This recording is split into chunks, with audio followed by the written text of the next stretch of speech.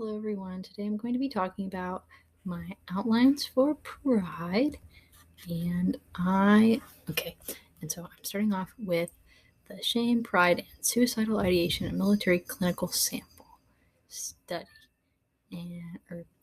article. And then whenever I think about shame and pride, it feels like an individual response to any situation that impacts how people react and view themselves. In my sociological theory course, we talked about the different kinds of motivations for suicide and how being too prideful can lead someone to commit suicide without anyone even realizing that there was a problem. But in other situations, pride can motivate you and give you hope. And I hope that this article will touch a little bit on Durkheim's suicide and how the military institution can be both a strength and a weakness to individuals. And this article expanded what I know because it has made me realize that long-term shame, along with high rates of suicidal ideation in the past, can lead to higher suicide rates. Bryant et al. Found that people with high rates of shame and pride paired with a lowest past suicidal ideation rate resulted in high ideation rates during difficult situations. On the other hand, people who have high shame and pride paired with a worse past suicidal ideation rate is the second highest current suicidal ideation rate. And this article did help me to understand how your institutions can give you pride that will protect you from ideation. Okay, and my personal example is that I've always felt like I've had to be the best at everything that I've ever done in my life, probably ever. And as I entered middle school, I became really disconnected from everyone because I didn't feel like anyone understood me at all, and that I was never going to meet anybody's standards, and especially not my own. Nobody made these standards. No one. My parents were not that hard on me. It was all just in my brain, right? And so I experienced a lot of suicidal ideation whenever I was in middle school.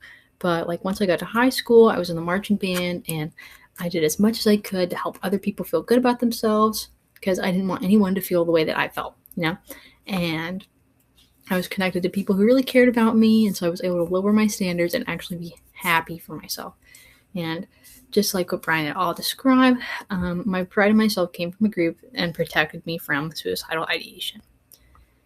So for my second article, it is why pride displays illicit group support from majority group members.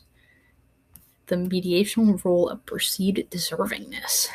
Okay, so when I think about pride, deservingness, and minority group acceptance, it makes me think about how people punish minority groups that they see as less than if they are showing pride in a way that is deemed unacceptable.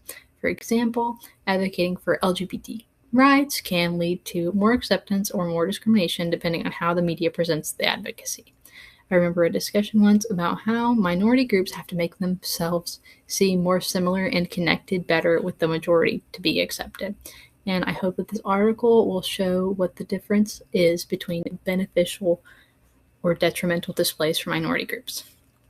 And overall, this article taught me that it is useful for minority groups to show that they deserve to be supported by the majority group.